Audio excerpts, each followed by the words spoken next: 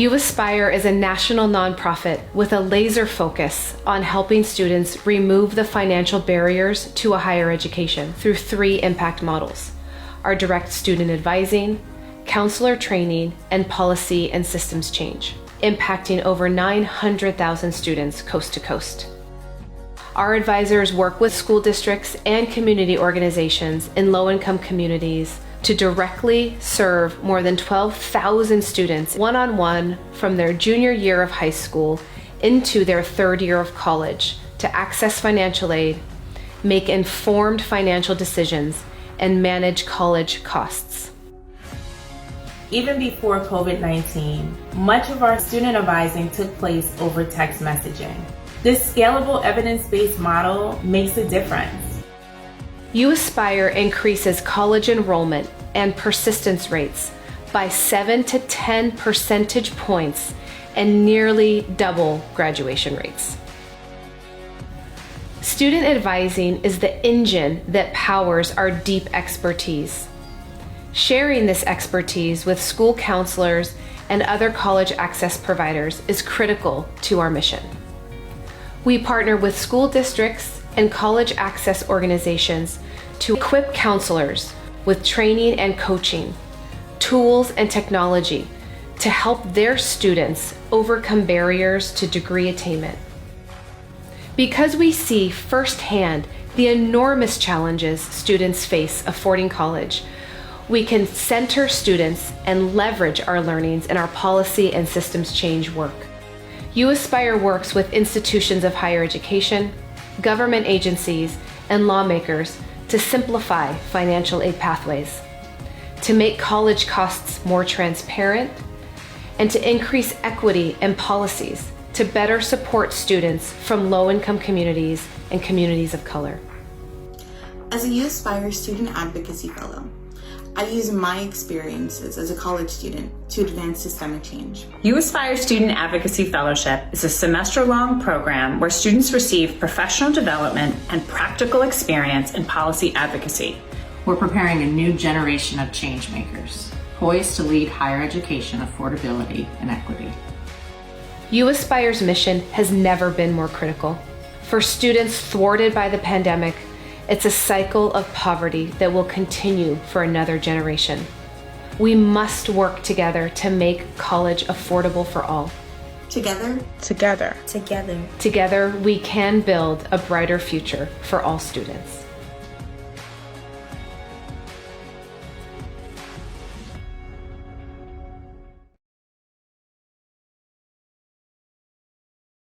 Welcome, everyone. My name is Jacqueline Pinheiro, and it is a true privilege to be here with you as uAspire's CEO. Today, we have the honor to celebrate 3 remarkable first-generation college graduates, Valerie DiFebo, Marvin Valdez, and Cynthia Rivera Weissblum. Their stories demonstrate the transformative power of higher education and underscore the need for a college degree to be affordable for all. I'd like to start today by thanking our event sponsors. First, the State Street Corporation. Thank you for your ongoing financial support and for being one of uAspire's closest and most long-standing partners. And to the Edwin Gould Foundation Accelerator. Without the Accelerator's vision, leadership, and continued support, our ability to serve nearly 4,000 college students annually across New York City would not have been possible. As the leading national nonprofit addressing the college affordability crisis, uAspire has worked for over 3 decades to gain unparalleled expertise and knowledge towards solving the challenges that young people face when trying to afford their dream of a college degree. Students are at the center of all we do, and we are going to continue to make a robust impact across New York City. And all of you on this call today will be a big part of making that happen. Thank you for being with us today. And now I have the privilege to introduce our first honoree, Valerie DiFebo.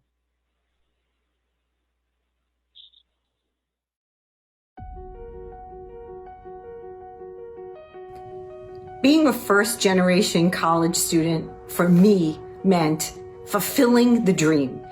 But it all started in the Bronx. I was the eldest of 4 girls, and my parents were blue-collar workers. Ever since I started to learn to read and write, the assumption was always that I would be the first one to go to college and graduate from college. And so I never even dreamed of not doing well in school. And thank God, I had a person who literally said to me, I want to take you to Williams College. I want to show you what it's like to live in a place where there are people from all over the world that you can learn with and from. And I fell in love. And I decided this is the place for me.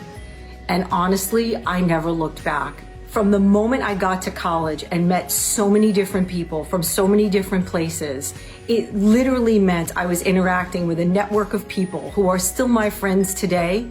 And they're people who have changed the way I think, expanded the way I think, and helped me to think about the world in a much more global way. It literally changed my life. I love a lot of things about my job, but one of the things I love best is that I can be myself. I'm allowed to be bold, I'm allowed to be outspoken, I'm allowed to be brutally honest, all in the pursuit of greatness for our clients and for ourselves. And that makes me happy every single day. I also love being a mom. And I can be a mom at work too, because I have hundreds of people that I take care of every single day and make sure that they show up the way they're supposed to and they're taken care of, because that's exactly what people need when you want them to work really hard and you want them to work collaboratively. My grandmother always told me from the time I was a young girl to use my judgment, to trust my judgment. And so whenever I was in a pickle or in a situation where I was weighing different options, I would think about what my grandmother told me. And I would weigh the options and I would use my judgment.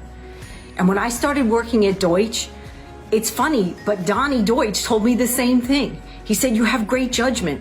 Just use your instincts and use your judgment. And so working at Deutsch was like working for my grandmother when I worked for Donnie. So my grandmother and Donnie were 2 of my biggest supporters in my career. My name is Val DiFebo. I'm the CEO at Deutsch in New York, and I'm a first one.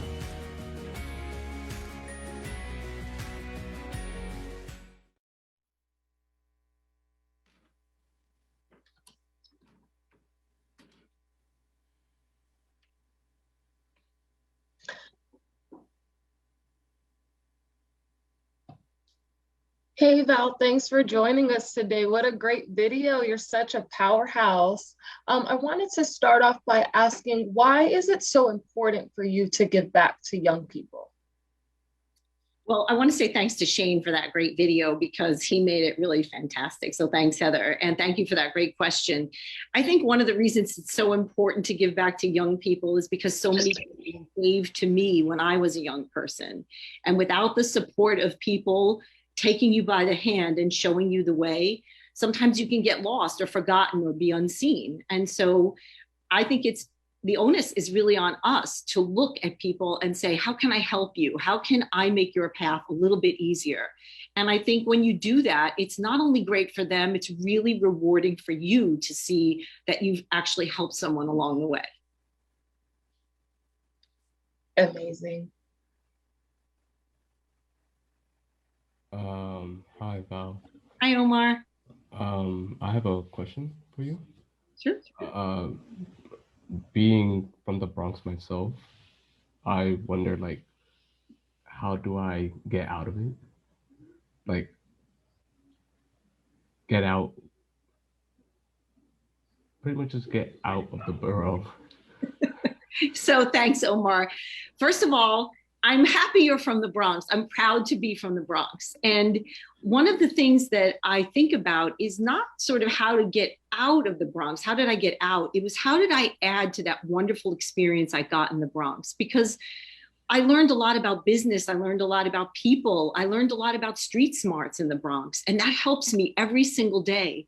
So the one thing I would say to you is take all of that you're learning in the Bronx and expand your aperture. Think about, what are you going to do with that? Because it's special and you're adding something to the environment and the communities that you join beyond the Bronx. And I think getting out of the Bronx, it's good because it means you're experiencing the world. And to get out means really getting that college degree and going and looking for the thing you want to do. Because that degree will also, I mean, one of the things that was hard for me is that people, stigmatize people from the Bronx, and they don't think you're quite so smart, and they think your accent means you're stupid or whatever. And the truth is that's not true. And so the more that you can expose what you are and your degree that helps you get there, the more people start to believe that you have a place in somewhere beyond the Bronx. But I would never lose that special Bronx thing you have, Omar, because it is special. Okay. Thank you. Yes, it certainly is special. And Val, I have a question for you as well. So are there more obstacles being a first-generation college graduate in your industry compared to someone who has more access than you? I would say certainly, I've been doing this a long time, and certainly I think, yes, the answer is there are obstacles. And some of them are that you probably, as a first-gen student, I mean, I was not only first-gen, I also needed considerable financial aid to go to college because my family couldn't afford it. And so that put me in a position where my family didn't have a network of people that I could reach out to when I wanted an internship or a job. I didn't have that access. I also didn't have the opportunity actually to do an internship because I had to make money so that I could pay for college. Whatever I earned over the summer, I had to be able to pay towards my my tuition. And so when I started out, there were people who I graduated from college with getting, internships all over the place and jobs. And I had to do a lot of hard work to even get seen because I just didn't have those connections. I think it's a little bit better now because there are people like the honorees on this call and your entire organization of uAspire that help form those connections and help people really, overcome some of those obstacles that were in the way. So, but I would still say they're there. So look for the people who can help. You're definitely right about that hard work, and it definitely seems like you put that time and commitment in. In your video, Val, you spoke about judgment being the quality that got you noticed. What is the one quality that you look for in your early career colleagues, and what does it take to get noticed nowadays? Well, I think I always look for people who have a passion, who are excited about this work, and people who are curious. And there's one thing that I think not everyone does, but I think is very noticeable. I look for hand raisers. I look for people who want to go beyond what it is that their specific job title is or whatever. And they say, I want to try that, or that's something that could be interesting for me, because those are the people who have ambition, and they're the people who want to put in the work to do well. And so I think those are things that are noticeable. I also, once you start working with people, I look for their ability to problem solve. To me, you can learn a lot of that in your life through college or through your interactions with your community. But I look for people who can think critically and problem solve, because that's a lot of what we do in our industry every single day. And so, but the hand raiser and curious thing really sort of sets people apart from a personality standpoint and says, this is what makes me different. And it's not necessarily just someone who's louder. So I want to make that distinction. It's not someone who makes a lot of noise. Sometimes the hand raisers are quiet, but they get their job done, and they're really, really excited to show you that they can do more than they were just slated to do when they came in. It's a great question. Val? Yes, Omar? My question is, why was it important to go away to a school that had different people from different places? And what singular value did you take away from Williams College? So, Omar, another great question. That's my brother-in-law's name. So I love your name, Omar. So I was always interested in different cultures. When we grew up in a neighborhood where— Recording in progress. my family was Italian, but we grew up in a Jewish, Irish, Puerto Rican, Italian neighborhood. And I was always interested in other people's cultures and the food they ate, in their customs and their traditions. It was really interesting. So I always wanted to travel. And when I went to Williams, I saw, as a prospective student, I saw all these different people from different countries, but also from all over the United States, of different religions and different backgrounds. And I thought, this would be a great thing because I can learn a lot from lots of different people here. And that's what initially got me interested in that. Tell me the second part of your question again. What singular value did you take away from Williams College? Right. So what Williams taught me more than anything, and they taught me a lot, honestly, I owe so much to not only the professors at Williams, but to all of my fellow students who I learned a ton from. But what I really learned most there was this sense of community, the power in a community, that you're not really just about you, that when you study with people, when you problem solve with people, when you learn from people, when you help other people, your self-worth and your self-power is magnified. You know, your existence is magnified by the people that you put around you and the people you can impact around you.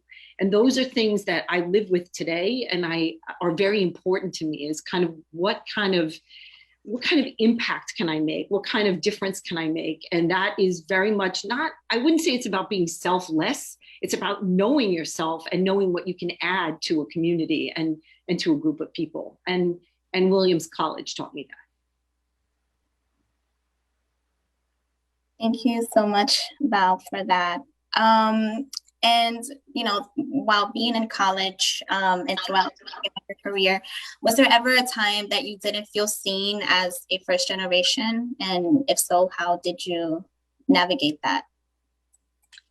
Yeah, that's a really good question. I think because being first gen was also sort of all mixed in with being a financial aid student, a lot of times I didn't feel seen because everyone was doing a certain thing. Like if everyone was skiing or going out to dinner, those weren't necessarily things that I could afford to do as someone who was sort of struggling just to be there and, you know, to buy my books.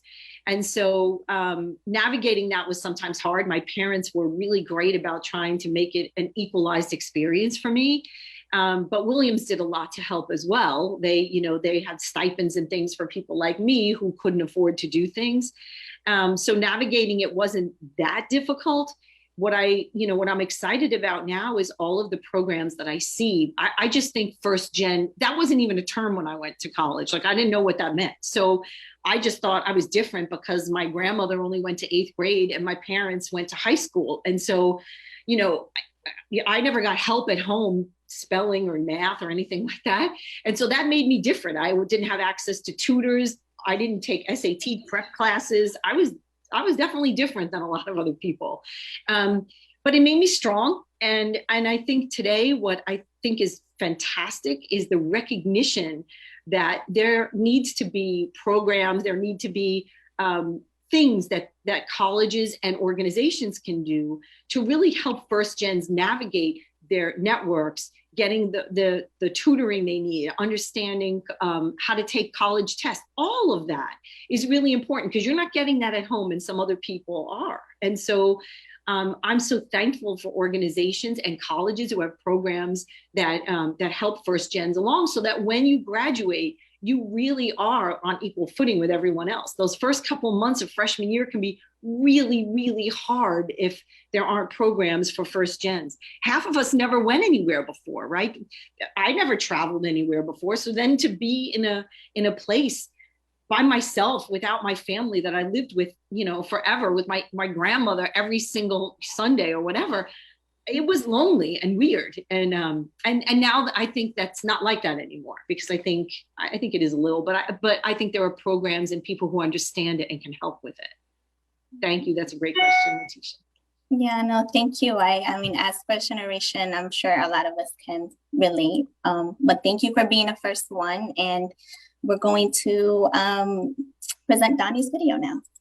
Thank you, guys. Great questions.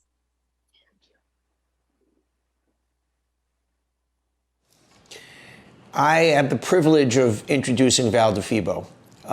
And let me start by saying Val is about the best human being I've ever met in my life. Now, obviously, she's a tremendous success in business. She's built Deutsch into a multi-billion-dollar advertising agency. She's been at the firm for 28 years. Nobody stays anywhere for 28 years. And she is Deutsch. She is the culture of the place. She's fierce. She's dedicated. She's compassionate. She's selfless. Let me give you one little anecdote that will sum up Val DiFebo as a leader, and she's going to be embarrassed I'm telling you this, but Deutsch is part of a public company. You know, they get a certain bonus pool, and Val in her contract was given a certain bonus last year, but being a tough year it was, there were going to be a lot of people that weren't going to be able to get a bonus at Deutsch. So she actually took her own bonus and divided it up among other people. I'm going to say this again.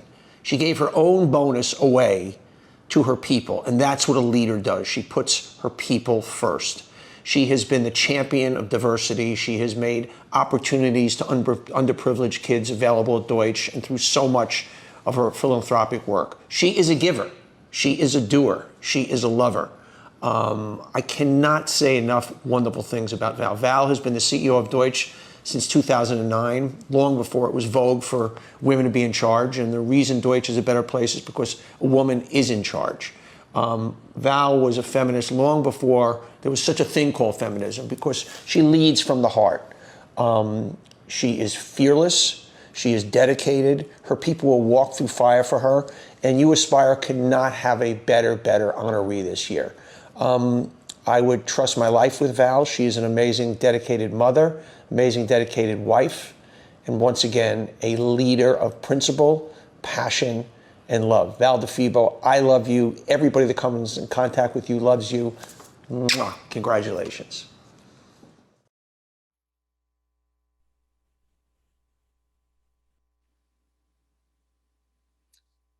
Wow. Well, thanks to Donnie Deutsch, not only for saying those really nice words about me. I would never say those things about myself, so it's nice to hear someone say that. But also for giving me a massive opportunity. As he said, it wasn't vogue for a woman to run an organization like ours in our industry. And Donnie promoted me, but not only did he promote me to be the CEO, when there were clients who weren't exactly excited to talk to a woman CEO, his support and backing me and always being behind me and saying, don't ask me that question, ask Val, gave me a legitimacy, because he had so much gravitas that when he handed it over to me, it always felt like it was the right thing. And so I really appreciate Donnie and everyone else's support at Deutsch. I want to thank uAspire for this award. I know that along with Cynthia and Marvin, I'm so excited for you both, and congratulations to you both as well. The work that you guys do is really amazing, and it's really important work. And so I'm honored to be honored by you. It's a really great feeling to know that this work is being done and that support is being given to first-gen students who need our support and who will change the trajectory of their own lives and their families' lives by having this kind of support. I just want to also say thank you to my sisters who always supported me, my parents who had to give up a lot for me to go away to college for 4 years, and to my great husband who has always supported my career, especially when I wanted to be a mom and a CEO at the same time. It takes a community to be able to do that. And to my fabulous son, Brian, who not only keeps me on my toes, but is a really great kid who I think will do great things. And so I'm just so honored to do this and to get this award. And what I would say to all of you who are first generation students, the world is out there for you to get, and you can change the trajectory of your life by getting this college degree and by using it for any reason you want to use it, any way you want to use it. It will definitely serve you well. And so don't ever look back. Go ahead, forge ahead, use your support networks, and reach out to other people like me who are first gens, who have a special place in their hearts for people like you who want to do well and who want to succeed and just be great citizens of the world. So thank you so much. I really appreciate it. And I can't wait to see my fellow honorees be honored today. Sorry, I thought it was supposed to be at night. Thank you so much.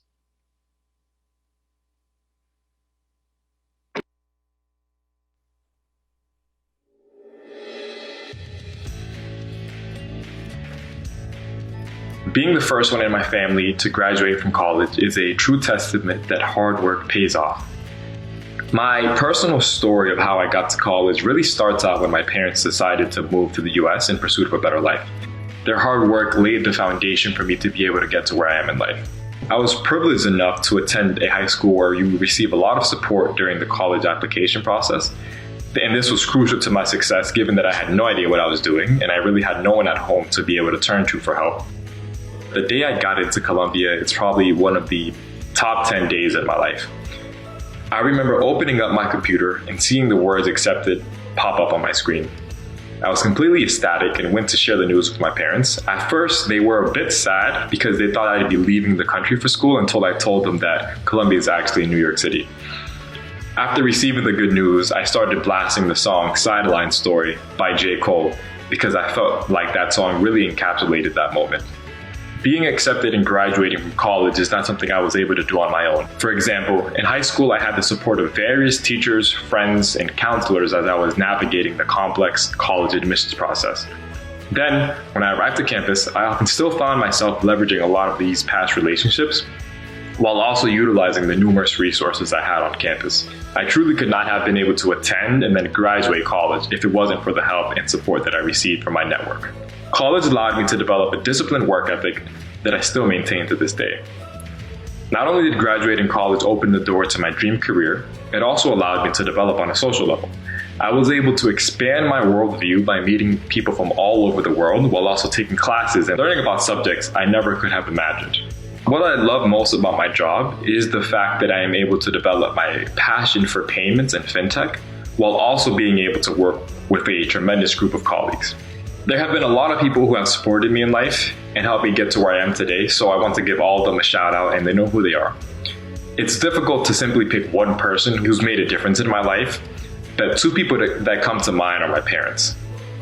They really taught me that despite all the odds one might face, if you keep your head down and work hard, then anything is possible. My parents believed in me when I myself struggled to do so, and without their support, I don't know where I'd be in life. My name is Marvin Valdez, and I am a first one.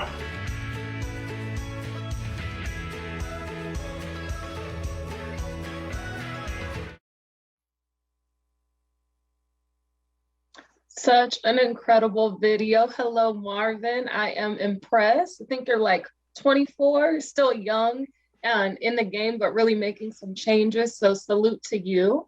I'm Heather here. I'm going to start us off. So Marvin, why is it so important to give back to young people? Being a young person yourself and given how early you are in your journey, but why is that important? And what have you seen that works when giving back to young folks? Yeah, thanks for the question, Heather. And first off, shout out to Shane for making such a great video. But that's a good question. And so I think the reason that it's important for me to give back is just I'm paying it forward. I remember early on in my career when I was coming up with applying to colleges and thinking about what career moves I wanted to make, a lot of mentors supported me throughout that path. And then I think given them so young, I want to pay that forward. And then on top of that, I think being able to demonstrate to someone, despite the significant achievements that someone has been able to make, just being able to make something much more tangible and highlight that despite you are young, you're able to accomplish great things. And one thing that always comes to mind to me is that back in high school, for example, when I was going through the college admissions process, I was very stressed out and I was sometimes lost on what to do. What made me even more inspired and made it even more motivating to apply and continue with the process was when students came back to campus and spoke about their experience. So they brought it to life, and it really taught me that despite how hard this goal might be, it truly is something that you can accomplish. Thank you. Hi, Marvin. Hi, Omar. My question is, was your family concerned about financial aid in the involved process? Yeah, so my family was definitely concerned about the financial aid and how we were going to pay for college. I think every college that I applied to, the yearly cost of attendance was greater than what they were earning. So paying for it would have been a big issue. But through programs like uAspire and the counselors I had at my school, I was actually able to learn that when you get a lot of schools do a really good job that if you're able to get in, they're going to make it as easy as possible so that you can attend and not have to worry about any finances. So I was very fortunate enough to not have to pay a dime out of my pocket or take out a significant amount of loans to study at Columbia. Thank you. Thank you for that, Marvin. And throughout like your college career and of course, working now, has your authentic self ever been challenged throughout, your college career and your corporate job now? That's a great question, Tisha. Thank you. And I think my authentic self has never been necessarily challenged, but what has been challenged, what I have experienced is a sense of imposter syndrome, where being first gen and coming from the background that I am, and then attending the college that I did, and now the corporate environment that I am, and I'm always questioning, am I really capable of doing this job, or am I even allowed to be here? But I always remind myself that in order to get to where you are today, it involved and took a lot of hard work. So I just remind myself that through that hard work, you've been able to demonstrate that you do have a right to be here and that you do belong there. So not necessarily that my authentic self has been challenged, but more so that imposter syndrome has taken up. And I think a lot of people struggle with that, especially first gens, where they're usually the first ones in their family to attend the college or go get the job that they want. And the only message I have to them is to always think back to all the hard work that they had to get to even achieve what they have achieved so far. And that, I think, speaks volume to the fact that they're able to be where they are today. I agree. Thank you. Yeah, thanks for that. It's interesting that you brought up imposter syndrome, Marvin, and just talking more about your background and attending such a school like Columbia. It's also funny. I'm sure your parents were glad that they didn't have to fly all the way to the beautiful country of Columbia to visit you for the holidays. But speaking on the fact that you are of Latinx descent and being a student at such a school like Columbia, and what you've experienced, maybe seeing the diversity or lack of diversity at times in certain classes, certain programs and majors. How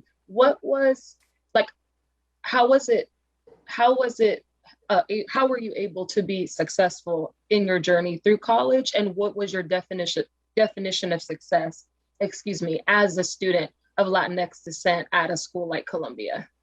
Yes, that's a great question, Heather. So I'll tackle on that first piece. So the way I was able to gain success is just speaking to what I said earlier, reminding myself of all the hard work that I was able to get there. There were oftentimes situations where I was the only person of color in a room or part of the select few.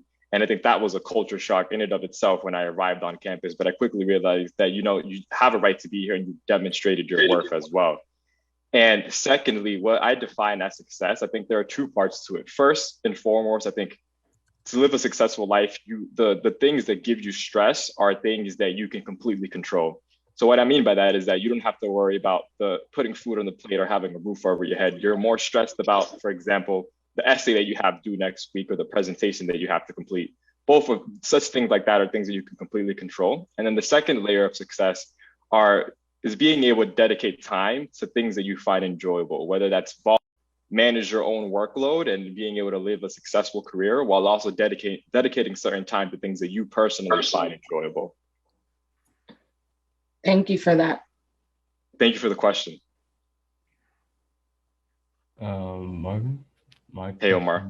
Is what would you say to current college students questioning whether their bachelor degrees is worth the large price tag? Yeah, so what I would say is that to remind themselves of why they wanted to attend college in the first place, whether that's for personal reasons or career reasons. I think what I realized at the end is that despite the hefty price tag and how fortunate I was to not have to pay a significant portion of that, it was all worth it at the end because I was able to receive two primary benefits that I recognize today. The first one being I was able to expand my worldview and learn from a bunch of tremendous people while at campus, and develop lifelong friendships with people that I still keep in touch to today. And then I think secondly, it opened the door to a bunch of careers, and currently the career that I have now, that I wouldn't have been able to do so without a bachelor's degree. So from a personal and financial perspective, I think it is definitely worth the hefty price tag. And I just say to college students, recognize that you decided to attend college in the first place and just remind yourself of the larger goal that you're trying to obtain. Yeah, that's really great to know. And Marvin, since we're now like living in a virtual world, I'm wondering what is your ultimate remote routine? Yeah, that's a good question. So my ultimate remote routine really varies and depends on if it's a work day or a weekend. I'll talk about the weekend version because I think that's the most fun. But usually I like to wake up, I'm a late riser, so usually up by 9:30, 10, and I have to start my day off with a cup of coffee. And then I usually start reading whether reading the news or reading a book that I'm reading. I'm reading a book called Dune, and the movie's set to come out in October. And it's a pretty long book, and I have to dedicate some time to read it before I watch the movie. That's my goal. And then for the rest of the day, I usually try to plan out if I'm going to either hang out with friends or enjoy New York City. And after either doing a numerous amount of activities, I like to finish off the night by watching either a really good film or just hanging out with friends. And I'd say that has been my ultimate remote routine on the weekends. If it's a weekday, work takes up a significant portion of that. Okay, thank you for that. Okay, I think we have time for one more question. Okay. Maybe, Marvin, what would you tell students that are still in college and like struggling with the whole virtual scene and virtual classes? Yeah, that's a good question. I think my heart goes out to all those students that are in a virtual setting because a significant portion of the college experience is being able to physically interact with folks. And I think the current vaccination rates and the current environment that we're in right now, I think that the outlook looks promising. So I would say to them is just to buckle down and hold out so that the light at the end of the tunnel is almost there and that the best parts of college have yet to come. Okay, thank you so much. And thank you for being the first one. We really appreciate it. Thank you for the great questions.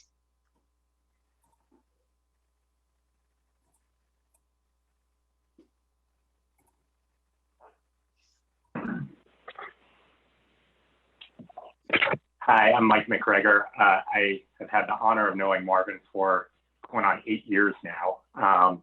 Sorry, I didn't make that 9 years, Marvin. First in the capacity as his world history teacher at the Mass Charter School in Boston. So I did first meet Marvin in fall of 2011 when he was a freshman at Match up in Boston, and his reputation really preceded him. In particular, I remember stories from his middle school teachers about how he enjoyed reading articles from The Economist as a seventh grader. So it wasn't surprising that he quickly established himself as one of the top students in a really talented class. But I got my first exposure to the type of person he is when he was a student in my 10th grade world history class. He demonstrated a remarkable combination of intellectual curiosity and unyielding work ethic, and I'd say most importantly, a care for the world around him. So I'm getting a note that folks can't hear me. Please ping me again if that's the case. I saw this in things like the research paper that he wrote on Athens' victory in the Peloponnesian War. His desire to seek out additional information, reading materials, articles, and otherwise to just learn more and further his knowledge and understanding of the world. I will note that I gave him a biography on JFK when he was in 10th grade. He just emailed me a few months ago to let me know that now 9 years later, he finally got around to actually reading it. So better late than never, Mark. I think there are a lot of us out there here who are hoping that one day you might actually end up being the senator from Massachusetts. I know you're sort of making your foray very successfully into the corporate world right now, so we'll put a pin in that. Marvin would come in early or on weekends in order to do additional SAT prep. And he always did all of this with a sense of humor that created a lot of laughs for a young teacher and maybe a few moments of frustration as well, as he and his friends could attest to. So it was no surprise that Mark finished near the top of his class. And, any educator will tell you that one of the greatest rewards is to see a student succeed after they leave your classroom or school. Now with Mark, I had the privilege of seeing a lot of this success continue to come to fruition. And this started in his first year at Columbia when I was actually in my final year of graduate school on campus. And I had the pleasure of seeing Marvin around on campus, catching up over lunch, hearing about his political science courses and grappling with the philosophers in the school's core curriculum, keeping tabs on his summer internships at McKinsey, learning a little bit about, I think it's spring break in Punta Cana, although I'm sure you shared some of the more interesting details there, Mark.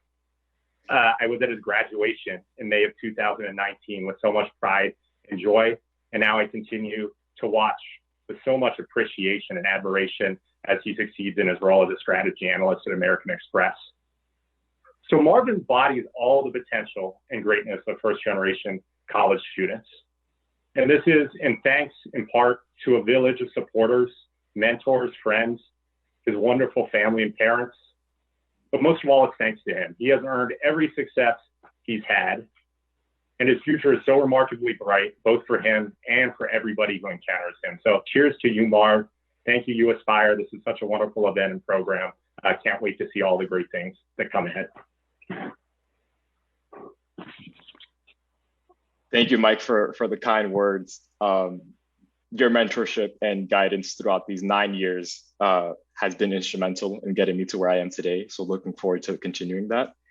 And secondly, I'd like to say a shout out and thank you to all of my family, friends, mentors, and colleagues that have helped me get to where I am today. Like Mike said, it truly takes a village. And this honoree, I'm taking it as an honoree for them as well, because I couldn't have succeeded without them. And thirdly, wanted to say thank you to uAspire. When Jermaine had reached out to me saying that uAspire wanted to honor me, I was completely in shock because I asked myself, I just graduated college, what is there to honor about myself? But thank you again for deciding to honor me. I'm incredibly humbled and look forward to continuing the relationship as we continue to support first-gen college students. Thank you.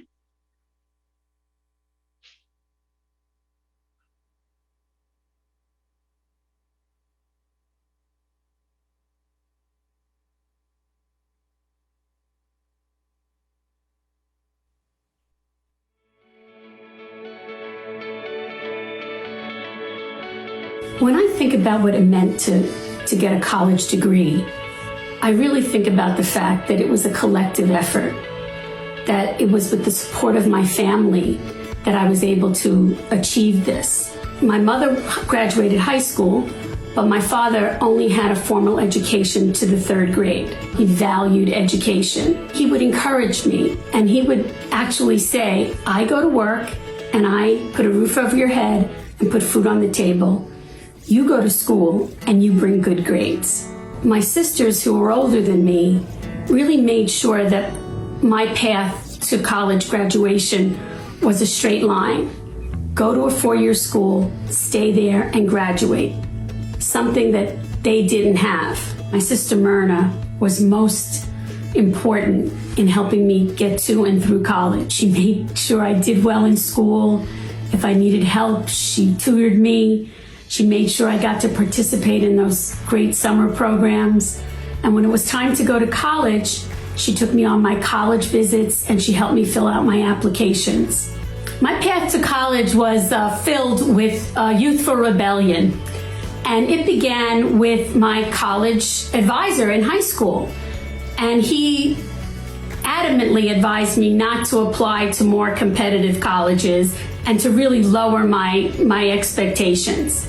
Well, I didn't do that. I applied to the SUNYs and tried to get into the most competitive SUNY colleges in the system. So I went to SUNY Albany and had a great experience. But I must say that it was really scary and every single step was a new experience. So when faced with that, I just behaved as if I knew what I was doing. I have been so fortunate over the past decades to work on issues of educational equity, work for organizations that sole mission was to get first ones to and through college. I have worked with so many talented leaders working to build their organizations, and I am so proud to help them step into their leadership and build their organizations. My name is Cynthia Rivera Weissblum, and I am a first one.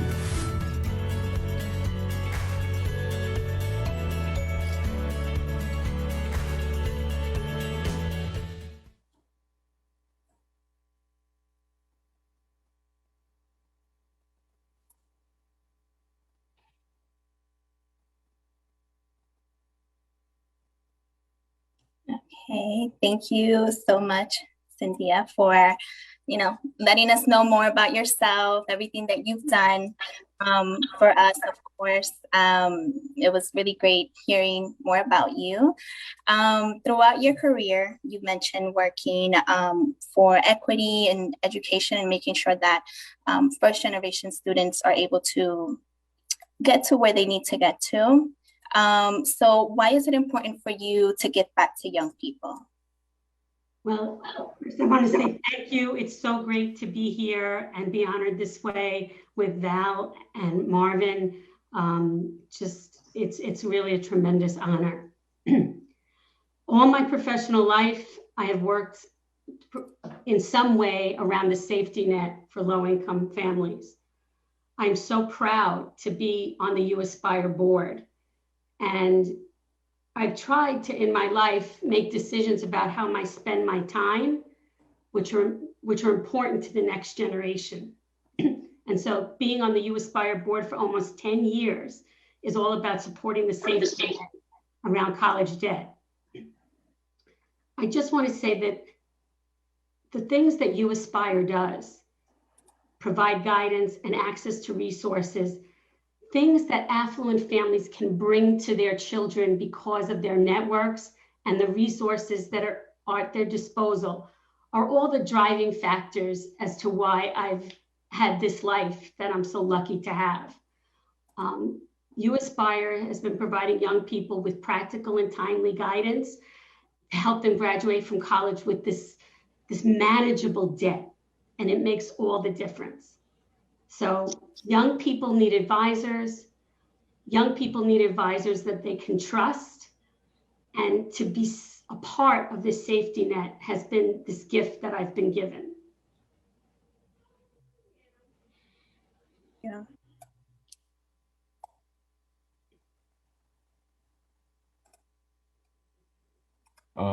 Cynthia? Hi, Omar. Hi.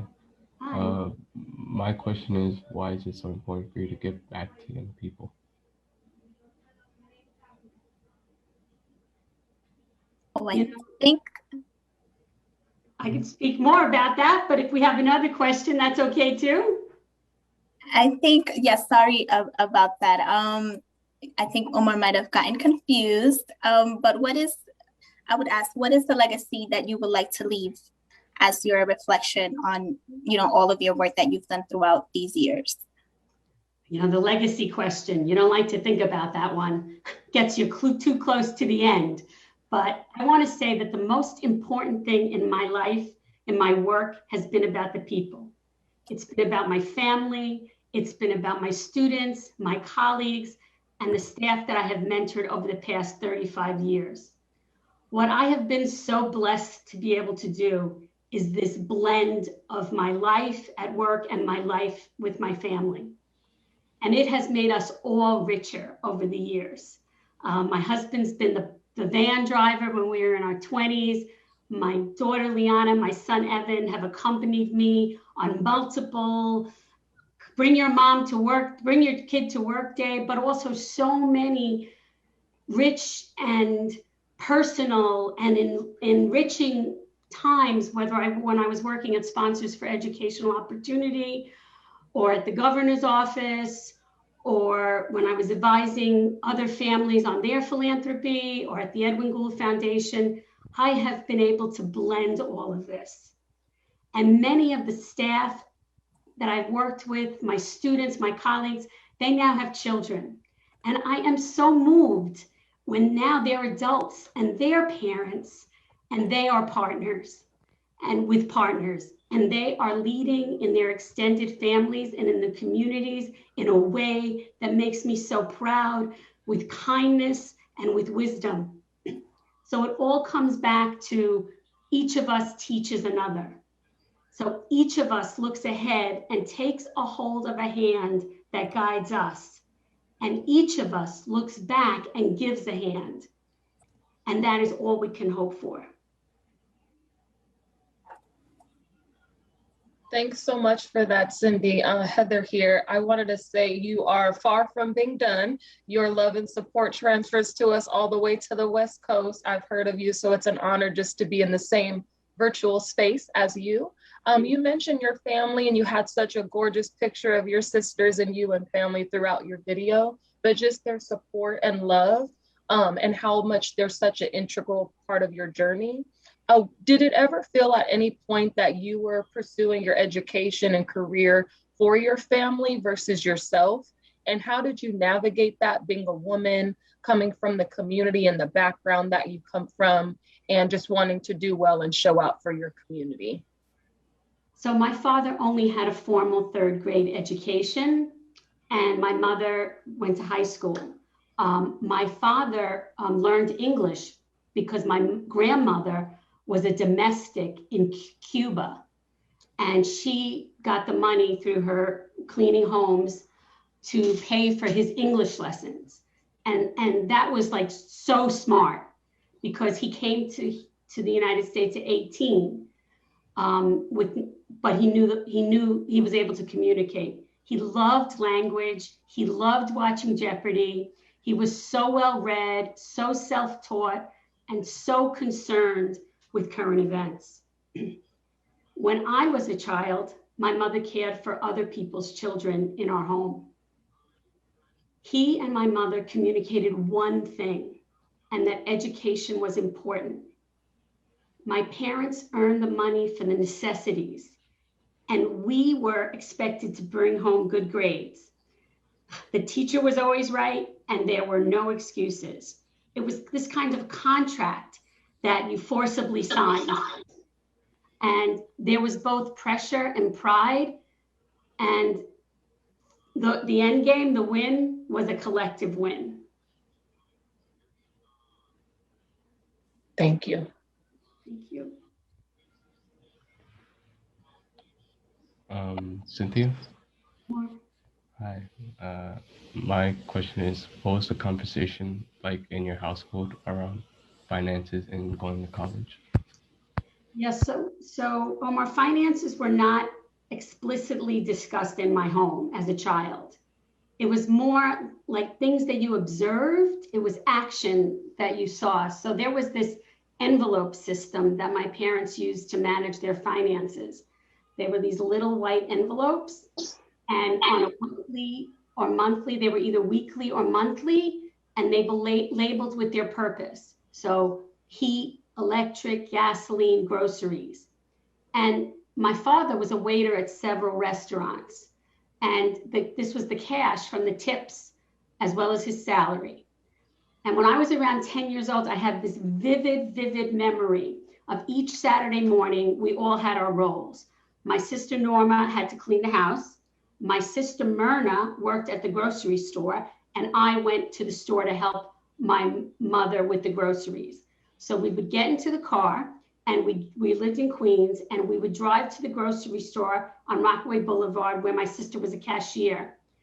And before we got to the grocery store, in the car, in the store, my mother would constantly check to see that she had the white envelope. And so I learned things from that. Sometimes, Omar, I think it's what you see is more powerful than what you actually hear. And witnessing that over and over again was certainly a powerful lesson to me about money. Thank you. Thank you so much for that, Cynthia.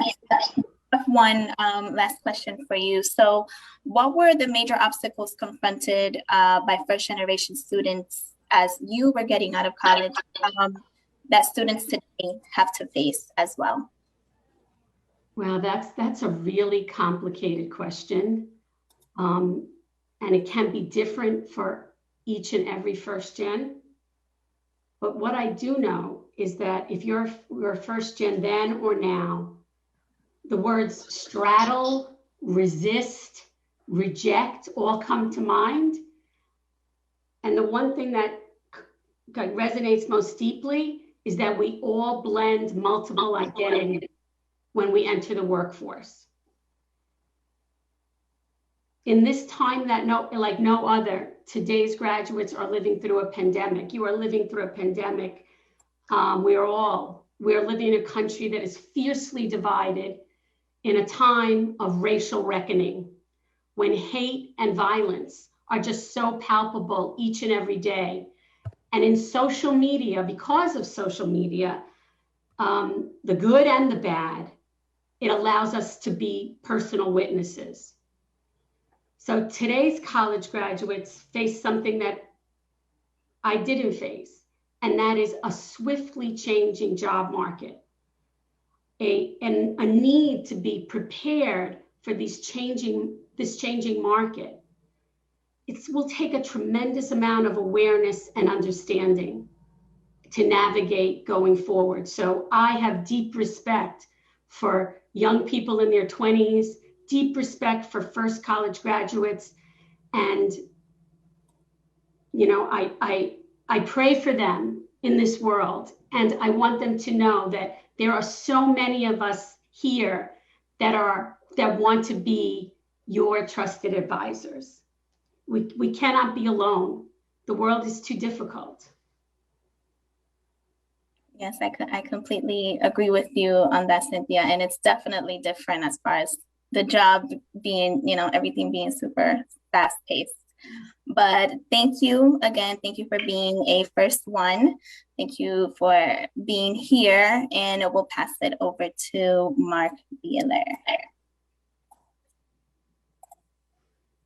Well, thank you for inviting me today. And of course, we thank you for having the very good sense and taste to honor our incredible CEO, Cynthia Rivera Weissblum.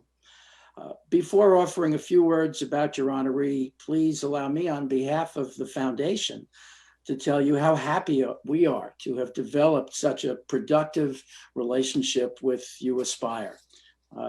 It's been a particular pleasure for us to see the New York effort grow since you joined us a couple of years ago, directly serving over 4,000 kids in the incredibly challenging year of 2020.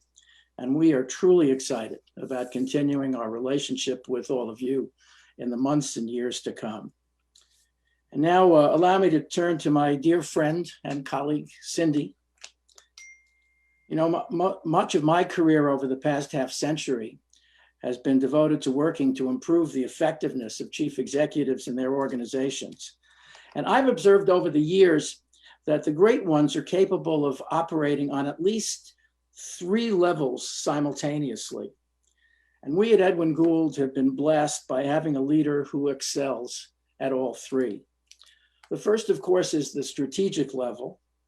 Cindy, for example, was the intellectual driver and thought leader of shifting our foundation's focus to becoming a kind of private equity incubator for developing organizations in our space, through the creation of the accelerator that you all have become a part of.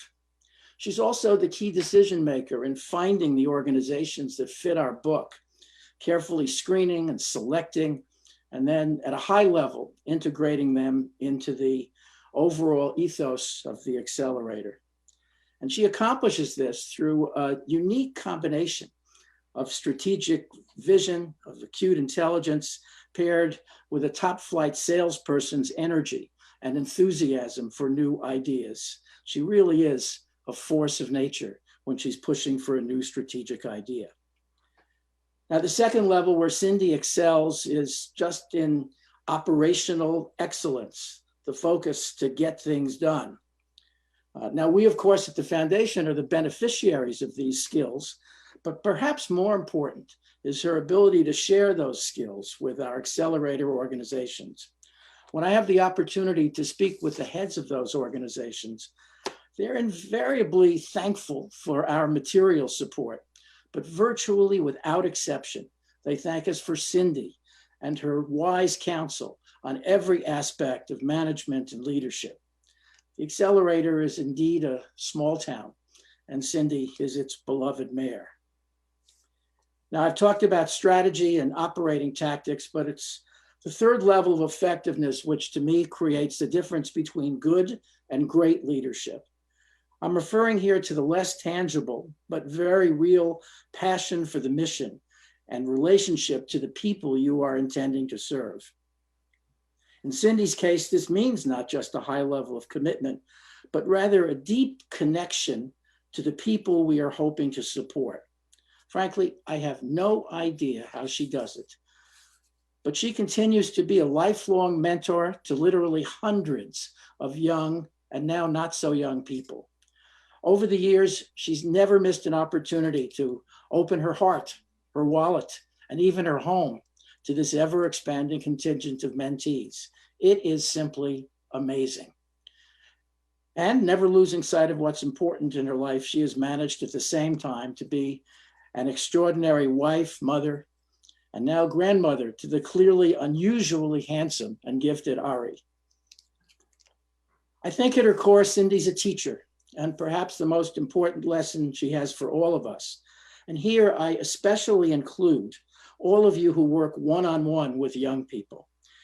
It's a lesson about leverage. It's quite simple. When we divert or break into the circle of poverty and unequal opportunity for one person, we often change the course of literally hundreds and then thousands of lives over the generations. So I think, therefore, that you have perfectly matched your honoree and your theme. I can think of no one who has done more to increase the number of first ones through the organizations she supports and through her own network of mentees. Congratulations to Cindy. And again, congratulations to uAspire for your impressive track record of success.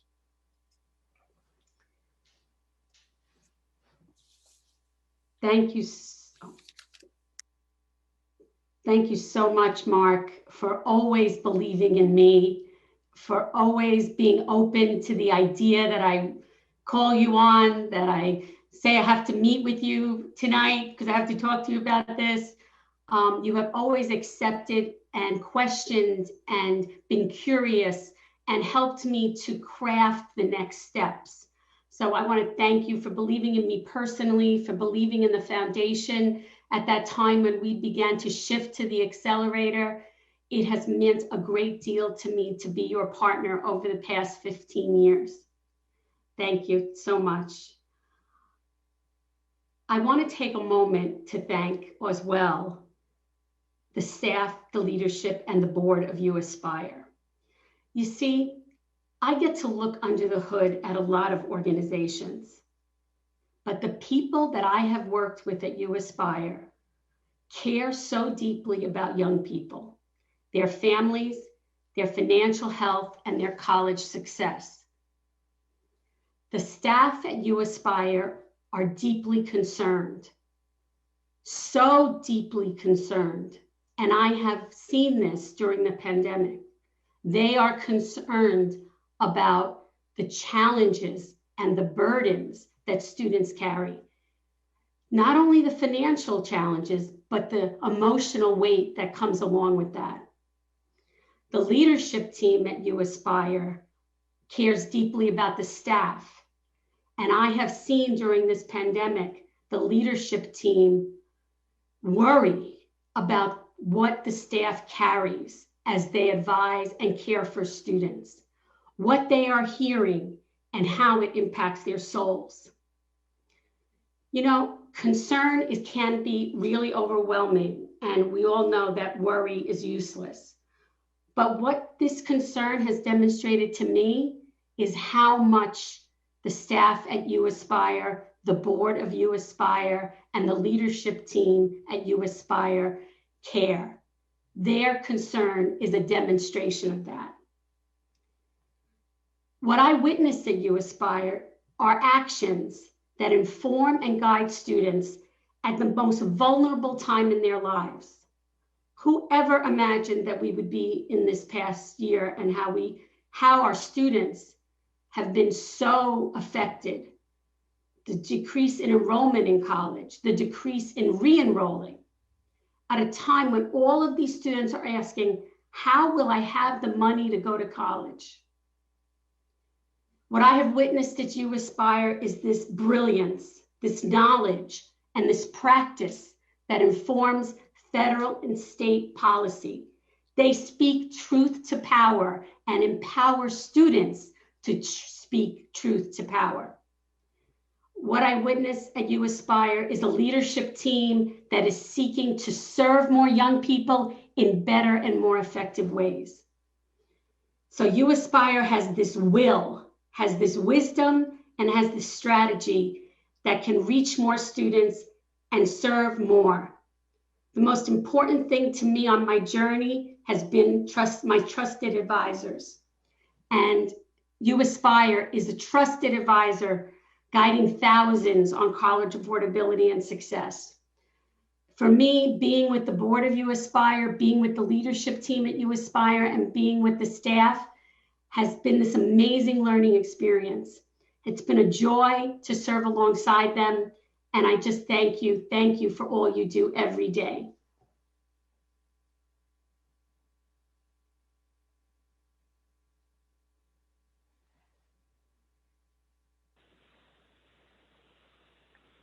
Hi, everyone. What an inspirational afternoon, and for those of us on the West Coast, morning. Congratulations again, Val, Marvin, and Cindy, and welcome to the uAspire First Ones Club. Whether you or someone you know is also a First One, I welcome you to join us on our journey to add to this impressive and growing community of First One leaders. And there are two ways that you can join us on this journey. The first one, please consider making a donation on our website.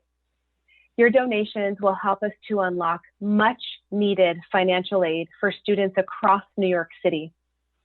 For every dollar invested in uAspire, we leverage about $62 in direct financial aid for the students that we serve.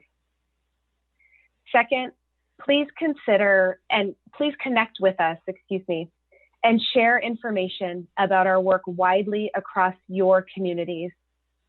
Your direct engagement and network of relationships are critical in moving this work forward. We can't do it alone, as Cindy so eloquently shared. Please reach out and learn more about our work. Thank you all for attending today. To Val, Marvin, and Cindy, congratulations again. We look forward to hearing from you, and please be well, everyone. Thank you.